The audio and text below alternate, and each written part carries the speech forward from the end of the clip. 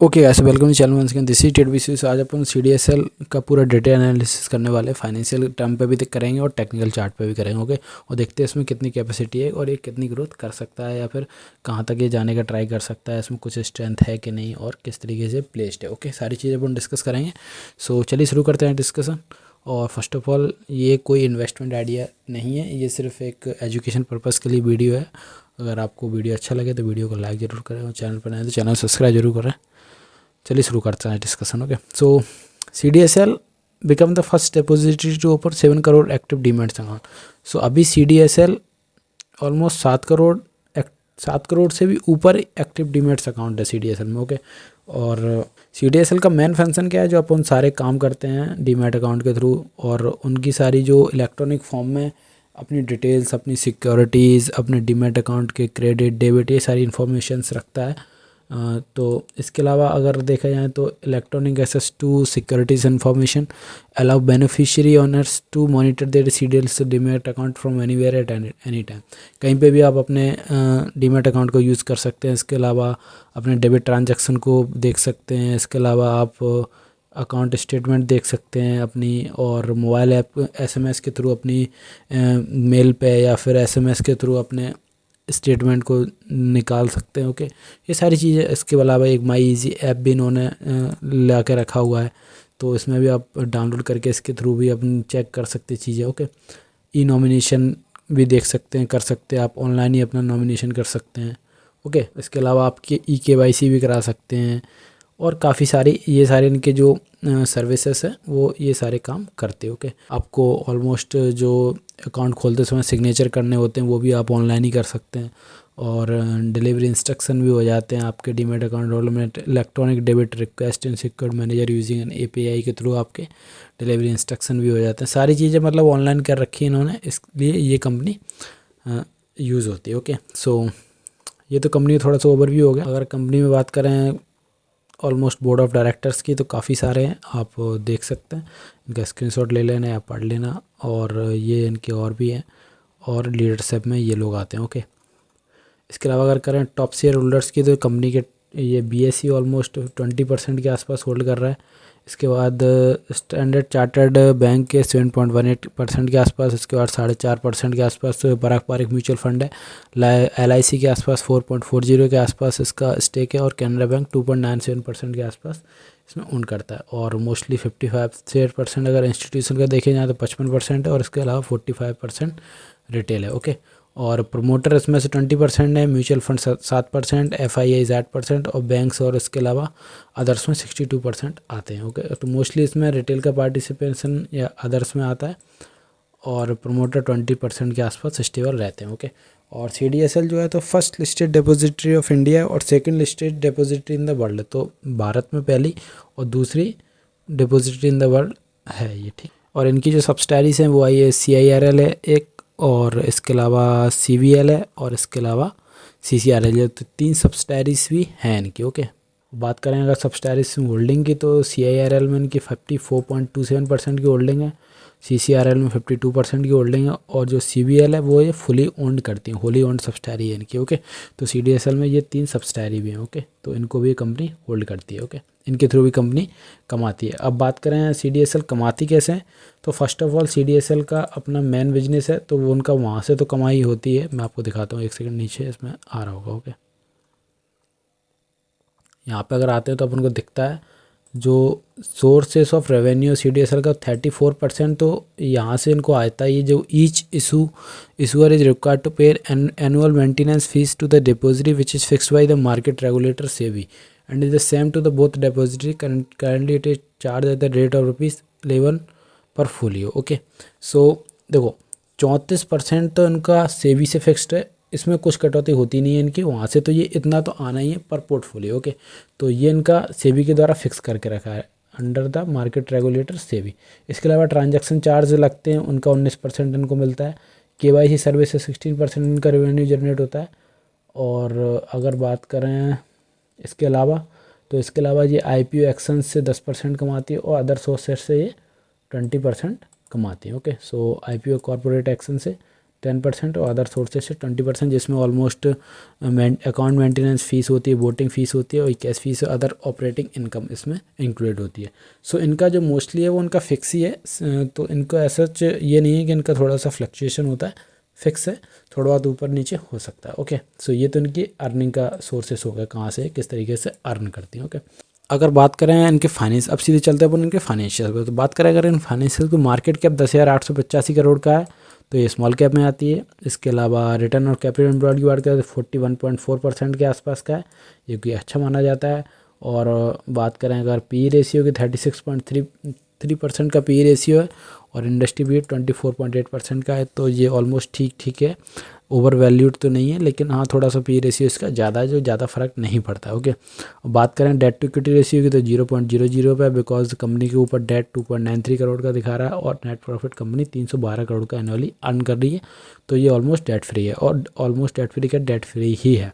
EPS बात करें 28.7% का है और बात करें अगर प्राइस टू अर्निंग रेशियो की 36.3 का है, जो कि ठीक है, ईपीएस ठीक है प्राइस के हिसाब से। फ्री कैश फ्लो भी कंपनी के पास है 257 करोड़ का। ओके, सो कंपनी के पास फ्री कैश फ्लो भी है 257 करोड़ का।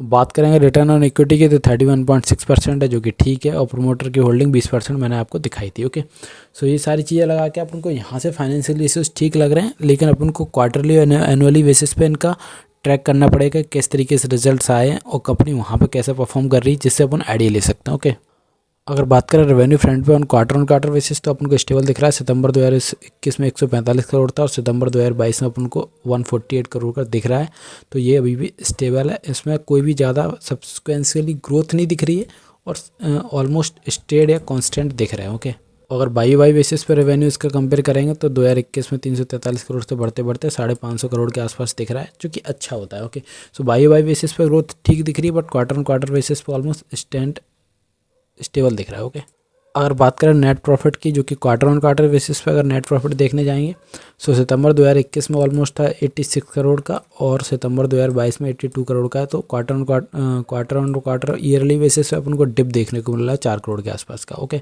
और अगर वैसे देखें तो मार्च 2022 में 78 करोड़ था, उसके बाद डिप देखने को मिला 58 करोड़ का, उसके बाद फिर से इसमें एक अच्छा ग्रोथ देखने को मिला है 82 करोड़ के आसपास का। ओके, सो अगर नेट प्रॉफिट की बात करें तो फ्लक्चुएशन कर रहा है, कभी डिप भी ले रहा है और कभी ऊपर भी जा रहा है। सो नेट प्रॉफिट के मामले में भी ये ठीक लग रहा है और ज़्यादा अच्छा नहीं लग रहा है। ओके, और अगर वाई बेसिस पे नेट प्रॉफिट देखने जाते हैं तो ऑलमोस्ट 201 करोड़ से बढ़ते बढ़ते 313 करोड़ दिख रहा है और ऑलमोस्ट 103 से 114 फिर डिप देखने को मिला 2020 में, उसके अलावा 201 करोड़, उसके अलावा अभी 313 करोड़ के आसपास पहुंच चुका है। So net profit Y basis पे ठीक लग रहा है, क्वार्टर बेसिस पे थोड़ा सा डिप देखने को मिल रहा है बीच बीच में। ओके, और ऑलमोस्ट स्टेड है, कॉन्स्टेंट है। बात करें अगर एबिटा के फ्रंट पे तो ये भी अपन को बढ़ता हुआ दिख रहा है 158 करोड़ से 148 करोड़। ये 2019 में अपन को 158 करोड़ था, 2022 में थोड़ा सा डिप देखने को मिला और 2021 में फिर से बढ़ा है 268 करोड़ के आसपास और 2022 में अभी 420 करोड़ तक पहुंच चुका था और इसके बाद 2023 में अभी ये आना बाकी है। इसके ऑलमोस्ट ईयरली रिजल्ट अभी पूरे होने बाकी हैं, लेकिन अभी तक 413 करोड़ के आसपास दिख रहा है। ओके, सो ये भी ठीक है। बात करें अगर ईपीएस की, वो भी अगर वाई बेसिस पे तो ईपीएस ही अपन को बढ़ता हुआ दिख रहा है, तो ये एक पॉजिटिव चीज़ है। ओके, 10.86 से 10.16, नाउ 19.17, नाउ 29.78 के आसपास दिख रहा है, जो कि अच्छा होता है और ईपीएस बढ़ता हुआ एक अच्छा साइन होता है। Okay, so EPS is looking good. बात करें रिटर्न ऑफ इक्विटी की, तो ये भी अपन को बढ़ता हुआ दिख रहा है वाई बेसिस पे 16.98, नाउ 14.6, 2020 में डिप देखने को मिला था, इसके अलावा 22.83, नाउ 28.47 के आसपास दिख रहा है, जो कि एक पॉजिटिव साइन है। ओके, सो आरओई और रिटर्न ऑफ इक्विटी और ईपीएस वाई बेसिस से बढ़ता हुआ दिख रहा है, तो ये ठीक है। ओके, सो फाइनेंशियल टर्म में अगर देखना पूरा अगर कंपेयर करते हैं अपन सारी चीज़ों को मिला के, एक चीज़ और रहेगी वो भी अपन देख लेते हैं। ऑलमोस्ट होल्डिंग्स पता पड़ जानी चाहिए अपन को यहाँ पे। ऑलमोस्ट प्रमोटर के पास 20% के आसपास, एफआईए 8.65 और डीआईए 25.64 और इसके अलावा अगर बात करें पब्लिक होल्डिंग की तो 45.72 के आसपास, 45.72% के आसपास है, तो ये पूरे शेयर होल्डिंग का पैटर्न है। ओके, तो ये सारे अपने फाइनेंशियल होते हैं। फाइनेंशियल के टर्म पर कंपनी एवरेज है। ओके, ना बहुत ज़्यादा अच्छी है ना बहुत ज़्यादा ख़राब है, बिकॉज कुछ चीज़ें कंपनी की स्टेट रह गई हैं, जैसे रेवेन्यू कंपनी का ज़्यादा बढ़ नहीं रहा है, नेट प्रॉफिट कभी कभी डिप में आ जाता है और लेकिन ठीक है। और तो इससे अपन ये अंदाज़ा लगा सकते हैं कि ये कंपनी में ज़्यादा ऐसा नहीं होगा कि बहुत ज़्यादा एकदम से ग्रोथ आ जाएगी और बहुत ज़्यादा एकदम से गिरावट आ जाएगी। तो ऐसा कुछ नहीं होने वाला, बिकॉज ये कंपनी धीरे धीरे ग्रेजुअली बढ़ती रहेगी और धीरे धीरे पार्टिसिपेंट्स जितने डीमैट अकाउंट खुलते जाएंगे ये इनको बेनिफिट करता रहेगा। ओके, इससे अपन ये आइडिया लगाते हैं कि इनकी कंपनी पे अपन टेक्निकल पे चलते हैं, तो टेक्निकल से देखते हैं वहाँ से कंपनी में कुछ अभी आइडिया लग सकता है क्या। ओके, सो ये कंपनी, ये CDSL का अपना वीकली चार्ट है। सो वीकली चार्ट पे कंपनी यहाँ से ऑलमोस्ट बढ़ना शुरू हुई थी काफ़ी अच्छे तरीके से, ऑलमोस्ट 580-600 के आसपास से। फिर कंपनी ऑलमोस्ट यहाँ से 1800 तक चली गई थी कुछ ही महीनों में। ओके, सो ये क्या है, यहाँ से कंपनी ऑलमोस्ट अप्रैल 2021 के आसपास के बाद कंपनी ने दिसंबर 2021 के आसपास हाई लगाया। सो ऑलमोस्ट 5-6 महीने में कंपनी ने काफ़ी ज़्यादा ऑलमोस्ट दुगना तिगना हो गया स्टॉक। तो उसके बाद फिर कंपनी धीरे धीरे धीरे गिर रही है, फिर कह सकते हैं अपना करेक्शन पूरा कर रही है। तो अभी देखो यहाँ से कंपनी का एक ब्रेकआउट हुआ था अपसाइड और इसके बाद कंपनी घूम फिर के फिर से यहीं पे आ चुकी है। तो ये एक जोन है जहाँ पे अभी बायर अपन को मिलने वाले हैं। ओके, सो ये लेवल्स बायर अपना बचाना चाहेंगे इन टेक्निकल बेसिस। ओके, तो ये टेक्निकल बेसिस बात कर रहा हूँ मैं। सो यहाँ पे क्या हो सकता है, अगर कंपनी यहाँ पे होल्ड करती है कुछ दिन या फिर इस लेवल के ऊपर थोड़ा सा अपन को निकलती हुई दिखती है, ये कंपनी के सारे लेवल्स मैं इनको हटा देता हूँ और आपके सामने दोबारा बनाऊँगा। ओके, सो देखो यहाँ पे क्या है, कंपनी के ये लेवल काफ़ी लंबे टाइम से बाइंग जोन बना हुआ है। तो कंपनी यहाँ पे आके थोड़ा बहुत रुकना चाहेगी और यहाँ पे अगर कंपनी रुकती है और इसके ऊपर सस्टेन करना शुरू करती है तो यहाँ से अपन दोबारा से एक अपसाइड देख सकते हैं इस कंपनी में। ओके, किस तरीके से मैं बताता हूँ आपको। ओके, सो देखो ये वीकली चार्ट है, तो वीकली चार्ट पे कंपनी को अभी 1050 या 1040 के आसपास दिख रहा है। सो ऑलमोस्ट ये लेवल हो जाएगा जिसके ऊपर अपन को फोकस करना चाहिए। किस लेवल के ऊपर,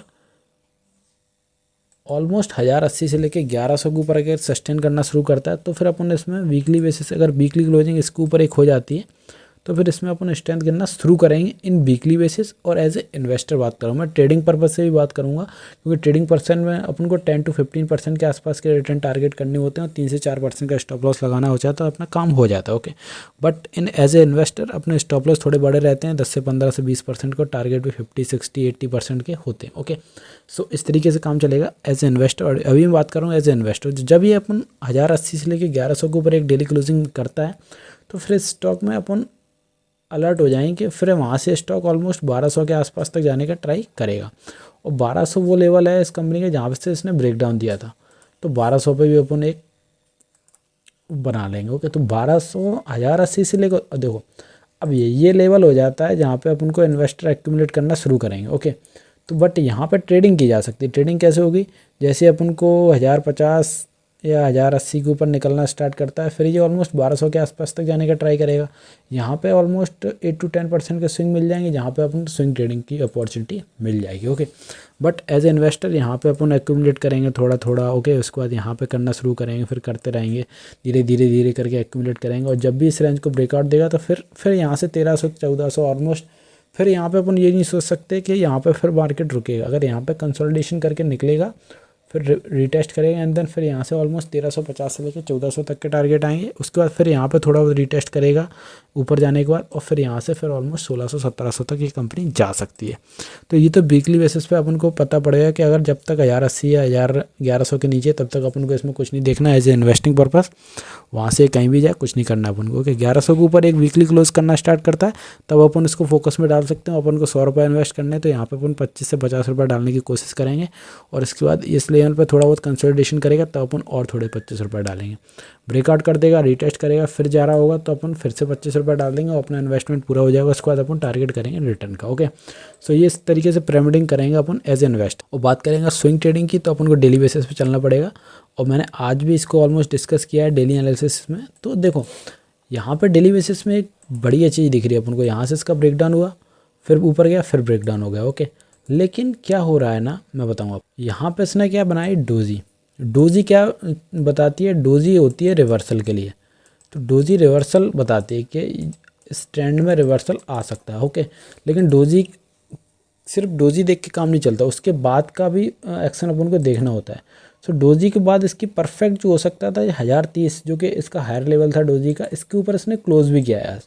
तो यहाँ से हो सकता है अगर एज ए स्विंग ट्रेडिंग या फिर कल जैसे इंट्राडे, जैसे मान लो इंट्राडे करना है, मैंने इंट्राडे के लिए दिया है तो 1045 से 1050 के ऊपर निकलेगा, अपन उसमें बाई कर सकते हैं 10 से 12 रुपये का एसएल, और टारगेट पहला बनाएंगे 1070 से 1080 के आसपास का, और उसके ऊपर 1100 से लेके 1120 तक ये जा सकता है एज ए 1 से 2 दिन का भी बना के। Okay, as a swing trader अपन क्या देखना है कि 1050 के ऊपर अगर ये डेली क्लोज करता है तो वहाँ से अपन टारगेट बनाएंगे ऑलमोस्ट 1100 से लेके 1120 तक। ओके, ये अपना टारगेट हो जाएंगे एज ए स्विंग ट्रेडर। और अगर 1120 के ऊपर ये क्लोज देता है, 1120 के ऊपर ये क्लोज देता है तो फिर ये ऑलमोस्ट 1200 तक जाने का ट्राई करेगा, 1200 से लेके 1190 तक जाने का ट्राई करेगा। और 1100 इसका क्या है, ब्रेकआउट जोन, ब्रेकडाउन जोन था, तो यहाँ पे आके ये रुकेगा। ओके, सो इस जोन में आके ये वाली जो पूरी रेंज हो जाएगी इसकी 1185 से लेके 1200 वाली, यहाँ पे ये रुकेगा और यहाँ पे कंसोलिडेशन कर सकता है। ओके, लेकिन यहाँ से ऑलमोस्ट 1070 से 1080 के ऊपर इसमें ये रास्ता साफ़ हो जाता है और एक 1120 एक लेवल बनेगा जिसके ऊपर अगर एक क्लोज करना स्टार्ट करता है तो फिर ऑलमोस्ट ये 1180 से लेके 1200 तक जाने का ट्राई करेगा। तो एक अच्छा है। और स्टॉप लॉस कहाँ होना चाहिए, stop loss is the most important part. अगर एज ए इन्वेस्टर 1080 के ऊपर क्लोज देता है तो अपना एसएल यहाँ पे होना चाहिए। एज इंट्राडे तो 10 से 15 रुपये का एसएल मैंने बात की है। और अगर as a swing trader 10 to 12% के टारगेट रखे तो एसएल 3 से 4% का होना चाहिए। और लेवल्स पे एंट्री होनी चाहिए, अगर निकल गया है तो फिर उसमें ऊपर एंट्री नहीं बनेगी, और लेवल्स पे एंट्री होनी चाहिए। किस तरीके से मैंने बात की। ओके, और ये सारा डिस्कशन मैं सिर्फ एजुकेशन पर्पज़ के लिए ही कर रहा हूँ। ओके, सो आप अपने इन्वेस्टमेंट करने से पहले अपने फाइनेंशियल एडवाइज़र से ज़रूर कंसल्ट करें। ये कोई इन्वेस्टमेंट और स्टॉक आइडिया टिप नहीं है। ओके, तो इस तरीके से स्टॉक में काम किया जा सकता है, बिकॉज इसमें एक डोजी बनी है और इसके ऊपर क्लोजिंग मिलती है, तो हो सकता है ये आने वाले समय में पहले 1100 और उसके ऊपर फिर 1200 तक जाने का ट्राई करें। और एज ए इन्वेस्टर अपन धीरे धीरे एक्यूमुलेट करना शुरू कर सकते हैं फॉर द टारगेट ऑफ 1200 से लेकर 1500 तक जा सकता है इन अपकमिंग मंथ्स। ओके, सो ये सारा पूरा डिटेल डिस्कशन होता है CDSL का, जो कि फाइनेंशियल टर्म पे एवरेज सा लग रहा है और काफ़ी गिर चुका है। तो यहाँ से हो सकता है थोड़ा सा अप मूव दे और टेक्निकल बेसिस पे थोड़े से रिवर्सल के साइन मिल भी रहे हैं। ओके, सो ये सारा डिस्कशन होता है अपना CDSL। Okay, so that's it for today. अगर वीडियो अच्छा लगा तो वीडियो को लाइक करें, चैनल पर चैनल सब्सक्राइब करें। मिलते हैं नेक्स्ट, बाय, सी यू।